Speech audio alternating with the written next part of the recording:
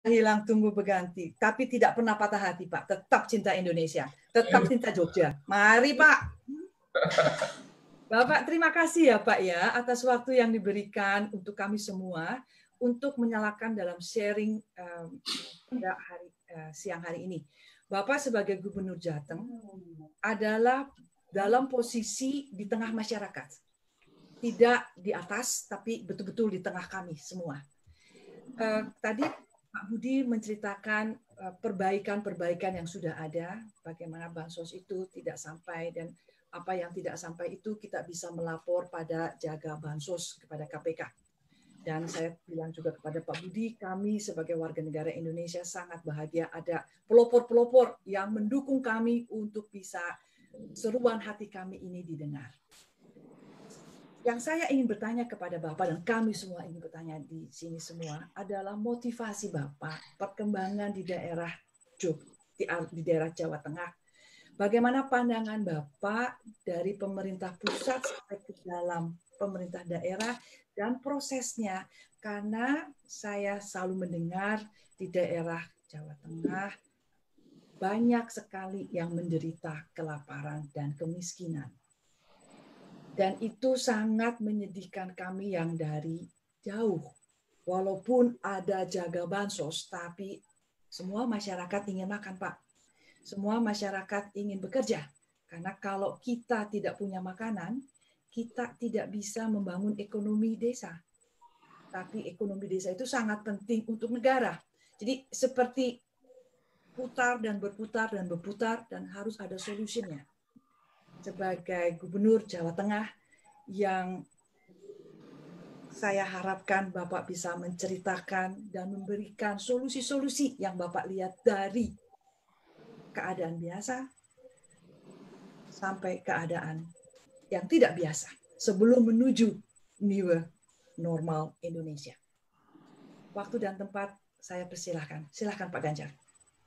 Mbak Ine, Bapak Ibu semuanya, yang pertama saya berdoa Anda semuanya sehat walafiat. Yang kedua, untuk yang Muslim, saya menyampaikan selamat Hari Raya Idul Fitri, mohon maaf lahir batin, dan mohon maaf saya ini untuk semuanya. Apapun agama kalian, apapun agama golongan kalian, agama, suku, ya, maupun jumlah rekeningnya. Atau barangkali dari partai apapun. Saya tidak terlalu peduli, tapi saya minta maaf sama Anda. Kalau ada warga Jawa Tengah yang kelaparan, kasih ke saya hari ini. Anda kirimkan ke saya. Mbak Laili sangat sering kirim ke saya. Saya urus hari ini. Nggak usah kita cerita sistem, nggak usah cerita apapun. Dalam konteks pandemi tidak ada satu negara pun di dunia ini yang punya pengalaman soal ini. Tidak ada. Nggak ada, Pak. Nggak ada. Nggak ada. Nggak ada. Hongkong malah kisruh hari ini. Gitu. Amerika kisruh hari ini. Prancis negara yang maju, begitu dibuka normal baru, semua piknik tanpa masker. Korea Selatan begitu dibuka normal baru, langsung tutup lagi. Belanda juga, Pak. Ya. Jadi sebenarnya kita ini sedang memberikan kejutan. Oh iya. Ya, anaknya siapa itu yang nangis itu? Itu di unmute dulu, tolong panitia. Menko, selamat datang Pak Menko. Maaf Pak Menko. Selamat siang. Oh Pak Menko. Amin. Iya, siap. Innal aidin wal faizin, Pak Muhajir. Gubernur Pak Herbatin. Pak Menko, nun sewu. Oh iya. Pak Ya, Gubernur. Pak Menko ya. Maaf lahir batas. Nah, saya cerita berikutnya. Matur nuwun Pak Gubernur. Ije. Jadi sebenarnya Bapak Ibu teman-teman, saya mau cerita saja. Respon kita sebenarnya ada 3 gelombang yang mesti kita bereskan. Gelombang pertama adalah gelombang kesehatan. Dan kita sebagai bangsa, minimal saya sebagai gubernur mengakui bahwa kita gagap. Jadi kalau mau marah-marah di Jawa Tengah itu gampang. Di Jawa Tengah nggak ada yang salah. Yang salah cuma 1 orang namanya Gubernur Jawa Tengah. Jadi yang boleh disalahkan hanya Gubernur Jawa Tengah, yang lain jangan disalahkan. Ya, Anda boleh salahkan saya, boleh berikan kepada saya apapun cacian, makian, dukungan lebih baik. Ya, tapi saya tanggung jawab penuh untuk ini. Maka gelombang pertama itu membuat kita tahu bahwa ternyata di wajah kita ada jerawat. Ternyata yang punya kumis cukurnya nggak rata kemarin. Ternyata, mohon maaf, mulut kita bau. Ternyata rambutnya ubanan. Atau barangkali botak. Ternyata kita semuanya tahu bahwa dengan kejadian COVID ini, banyak hal yang kurang dari kita. Kita nggak bisa penuhi APD pada awalnya. Tenaga kesehatan dan manajemen rumah sakit tiba-tiba harus merubah dirinya. Ternyata masyarakat nggak siap mendukung, bahwa mereka yang kena COVID akhirnya terstigmatisasi negatif, bahkan jenazah pun ditolak. Dan itu ada di Jawa Tengah. Kenapa masyarakatnya bisa seperti itu? Karena gubernurnya nggak hebat. Karena gubernurnya nggak pintar. Itu Mbak Ina yang perlu dicatat dulu. Oke? Tapi hari ini bagaimana kita menyelesaikan? Saya hanya memikirkan masyarakat Jawa Tengah yang tidak di luar Jawa Tengah bagaimana nasibnya. Apakah kemudian itu secara keindonesiaan akan dijamin oleh semuanya? Saya komunikasi dengan hampir semuanya, even termasuk dalam ratas di kabinet. Kalau kita mau ambil sikap ini, ya, politik kesehatannya beres, akhirnya masyarakat membuat APD, terus kemudian di drop, terus kemudian saling dukung, mulai ini tertata. Maka yang kedua masuk jaring pengaman sosial. Di dalam jaring pengaman sosial nggak bisa kita merasa paling hebat, nggak bisa. Pusat sudah memberikan duit banyak, daerah mengeluarkan, kabupaten, kota, dan provinsi mengeluarkan, bahkan dana desa dikeluarkan. Hari ini ada problem kok soal data, akui saja nggak apa-apa. Kesalahan siapa? Kesalahannya Gubernur Jawa Tengah. Itu. Tugas saya apa? Tugas saya menata. Bagaimana cara menata? Kita buatkan tempat aduan seperti Pak Budiari tadi sampaikan. Tapi saya tidak mau. Kita tidak punya waktu untuk menyalahkan. Waktu yang kita butuhkan menolong. Menolong. Maka saya tidak sepakat. Mbak Ina, banyak orang kelaparan di Jawa Tengah, tunjukkan ke saya. Saya yang akan nebus. Saya akan nebus. Maaf dengan segala hormat. Ketika kemudian PSBB dilakukan di Jabodetabek, kami sudah berhitung. Saya komunikasi dengan Gubernur DKI, dengan Gubernur Jabar, dengan Banten. Bagaimana nasib masyarakat saya yang ada di sana? Adakah ini nanti tercover? Siapa yang mendata? Bagaimana caranya? Sampai kami rapat khusus. Karena apa? Masyarakat Jawa Tengah memang banyak yang merantau. Tidak hanya buruh, tidak hanya pegawai, tidak hanya yang pekerja harian.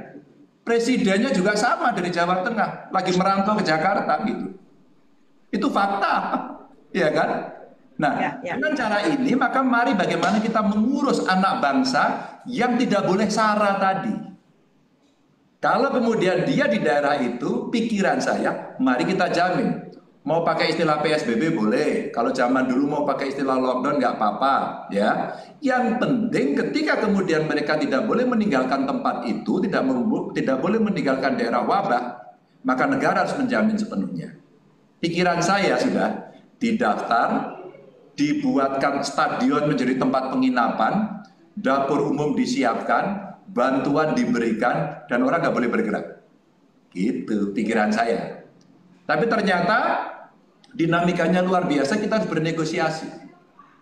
Lalu mulailah muncul pikiran-pikiran bagaimana kemudian kita menjamin. Itu negosiasi kita yang saya tidak pernah cerita atau jarang cerita. Hari ini dengan teman-teman Barajb saya ceritakan. Kami negosiasi satu persatu. Kami bernegosiasi dengan sangat ketat. Kami ikuti bagaimana Pak Menko PMK diskusi dengan para gubernur saat itu. Bagaimana mencatat in case yang terjadi di Jabodetabek. Saya ikuti semuanya. Tapi apakah kita masih mau mencari menyalahkan? Tidak. Tugas kita adalah kesalahan kekurangannya, mari kita koreksi, kekurangannya kita isi. Itulah kenapa saya siapkan akhirnya terdata oleh kita karena duit negara. 18 miliar dengan 68 kurang lebih orang terdaftar dan 27.400 yang akhirnya harus saya kirimi makanan dari Jawa Tengah. Apakah sampai di situ? Oh tidak. Begitu saya live IG, kemudian kita bicara, akhirnya masyarakat di Hong Kong komunikasi dengan kami. Saya kira kita bergerak dari awal mulai masker. Oke, Malaysia bicara dengan kami. 143 mahasiswa Jawa Tengah yang lagi belajar di Sudan nggak bisa makan. Siapa yang mau tanggung jawab? Yang tanggung jawab adalah siapa yang bisa menyelamatkan dengan cepat.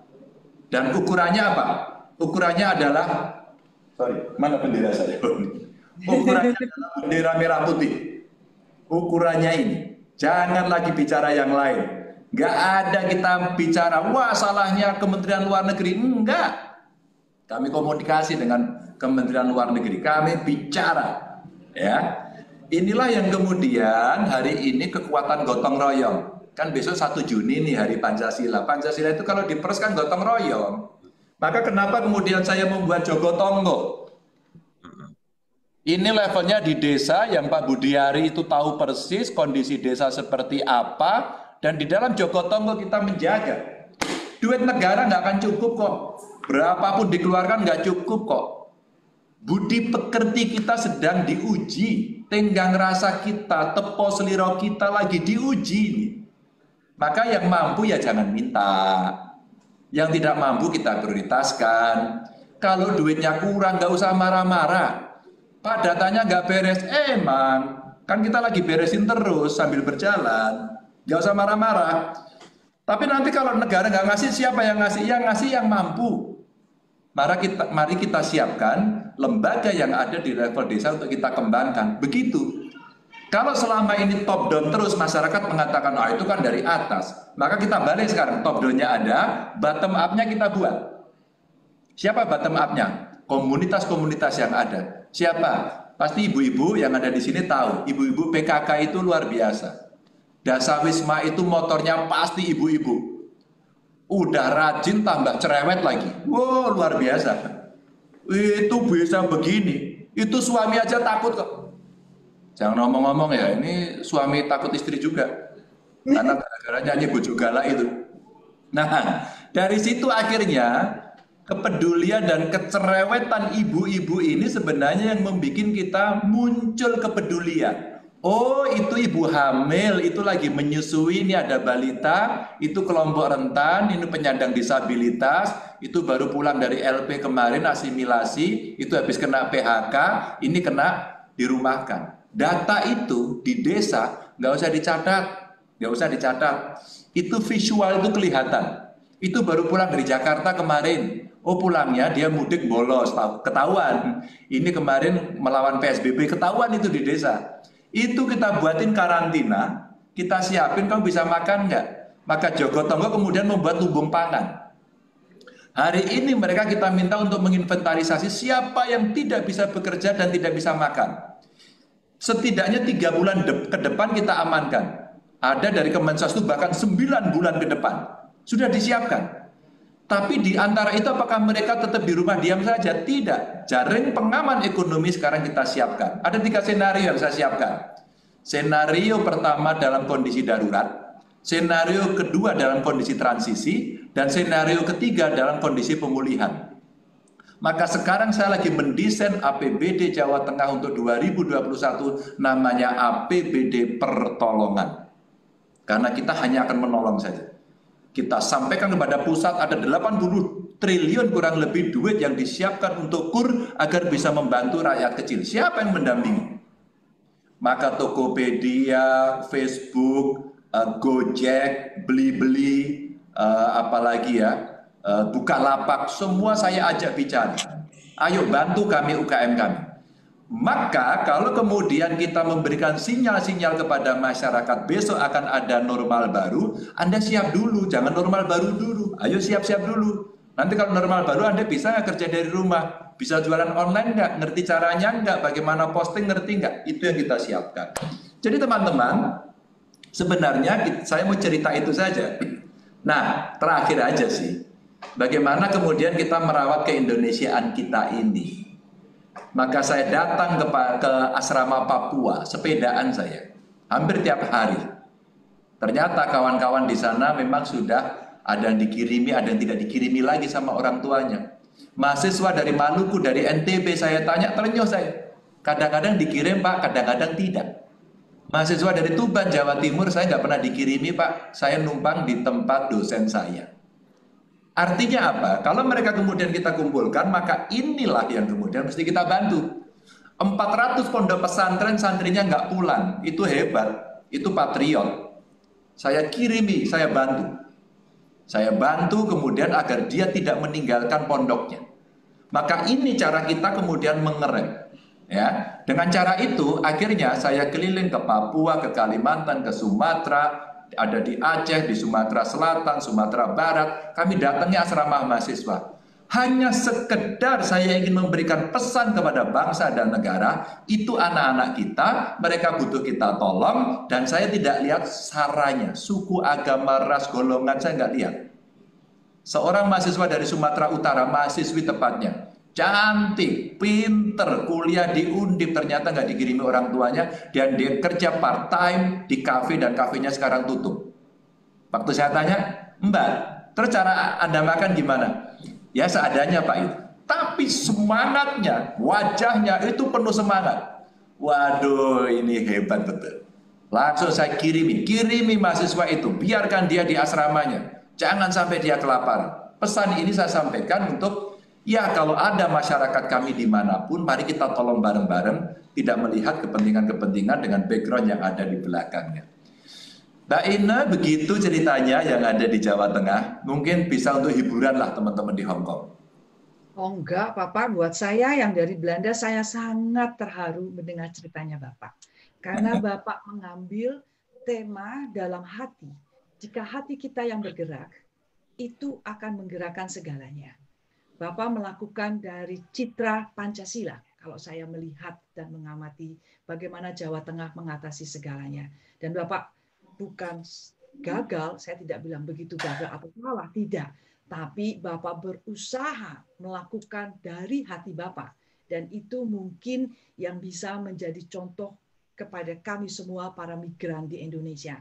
Tapi karena Bapak dekat di dekat daerah, kami yang jauh di mana-mana, di Eropa, di Amerika, di Afrika, di Asia, kami hanya bisa mendengar. Jadi kami yang harus meminta maaf jika kami banyak ngomel. Tapi intinya ngomel itu bukan menjatuhkan, tapi ingin memberikan sesuatu yang terbaik untuk NKRI. Yang ada satu pertanyaan yang saya sangat tertarik dari perkataan Bapak adalah, Bapak meminta kesadaran kepada seluruh masyarakat untuk bertanya apa yang bisa dilakukan untuk pandemi COVID ini. Jadi bukan kenapa pandemi menyerang kita, tapi kita berbalik apa yang kita bisa lakukan untuk pandemi ini. Supaya ekonomi desa bisa bertambah, dan bisa bertambah. Betul ya, itu yang saya katakan Pak.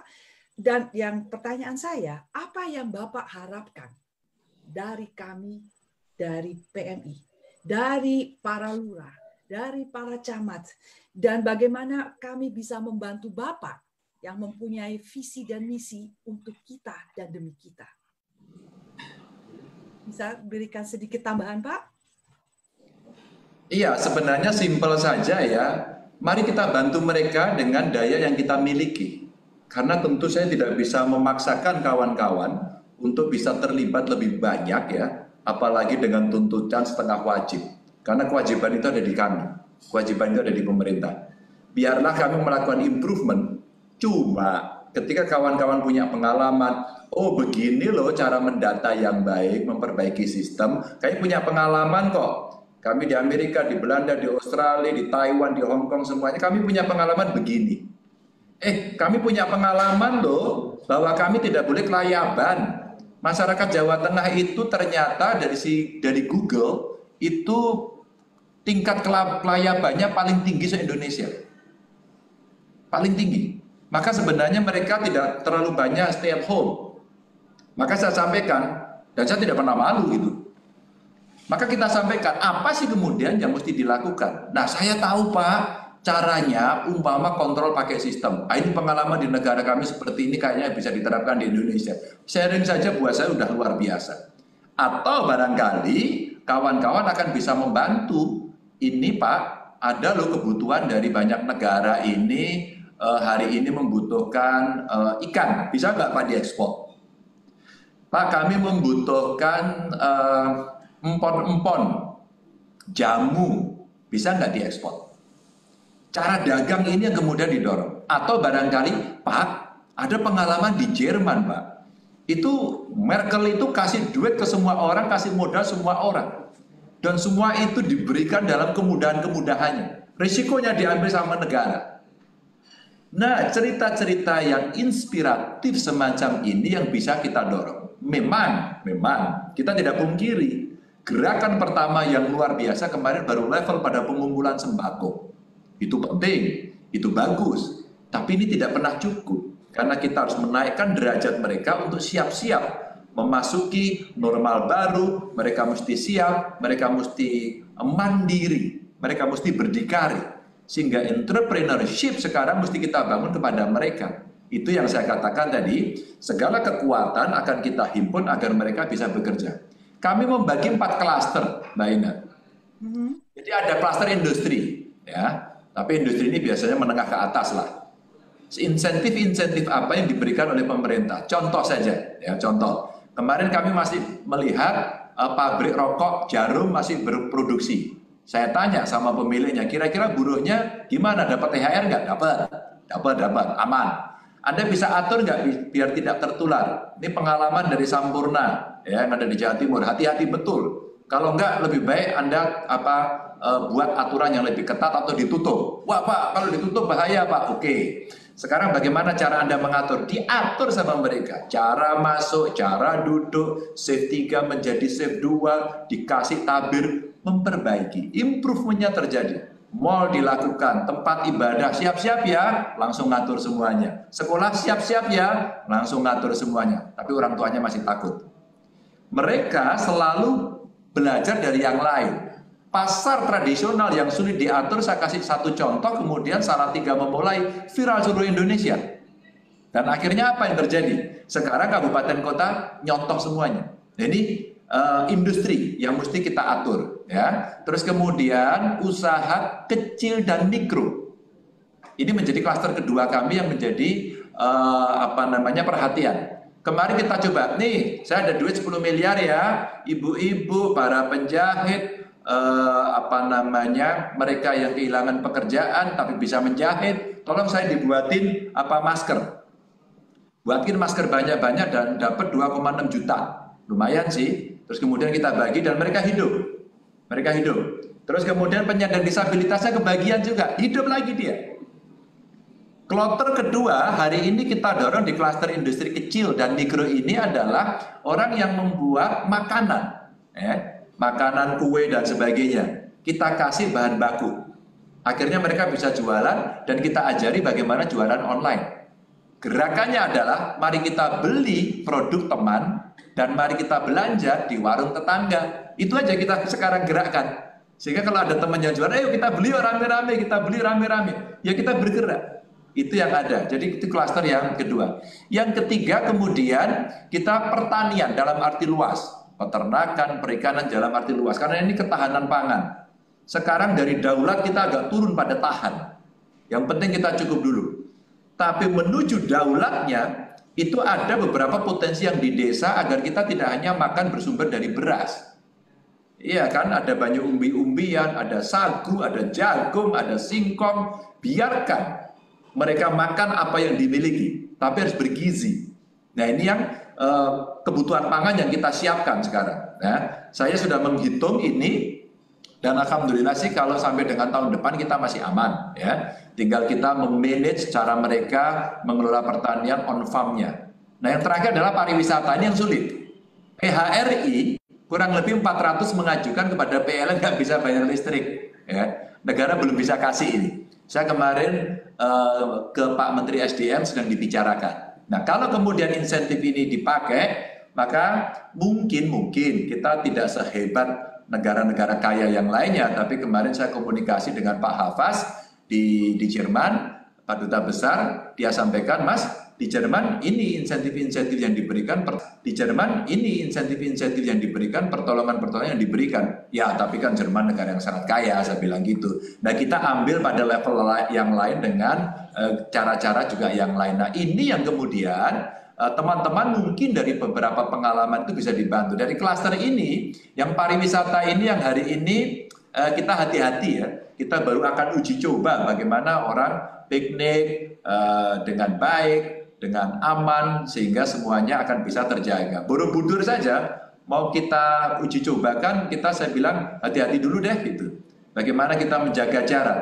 Perlukah peralatan khusus yang dipakai oleh para wisatawan begitu ya, sehingga ekonomi bisa tetap menggelinding. Terakhir yang saya sampaikan saja, Mbak. Bagaimana kemudian kita mendorong, menstimulus? Saya juga terinspirasi teman-teman di seluruh dunia kok.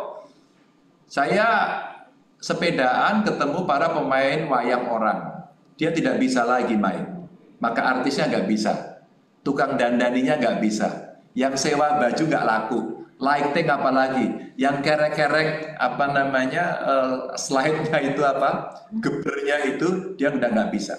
Maka seluruh kru seni mati, penyanyi sama, ya, yang nyanyi di pentas-pentas panggung, MC semuanya sama. Di rumah dinas saya ada lapangan basket, saya buat kemarin namanya panggung kahanan. Panggung kahanan ini panggung keadaan.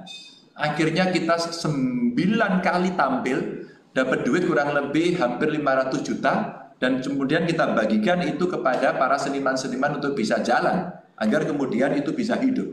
Jadi sebenarnya banyak inspirasi yang juga kami dapatkan dari teman-teman, termasuk masukan dari teman-teman di banyak negara. Ya, ada PMI-nya, kemudian mereka yang sudah tinggal di sana, mereka yang peduli pada bangsa dan negara, termasuk nilai-nilai kemanusiaan. Jadi saya orang yang sebenarnya tidak original, idenya Ganjar itu nggak ada yang original. Ganjar itu cuma niru-niru aja sama orang lain. Dia payah ke orangnya, gitu. Nah, kalau payah seperti Bapak, bagaimana yang pintar ya Pak? Tapi Bapak terima kasih ya. Itu makanya luar biasa kita tiru gitu. Ya, itu karena kita mempunyai hati, Pak. Bapak bekerja dari hati. Bapak, terima kasih waktunya.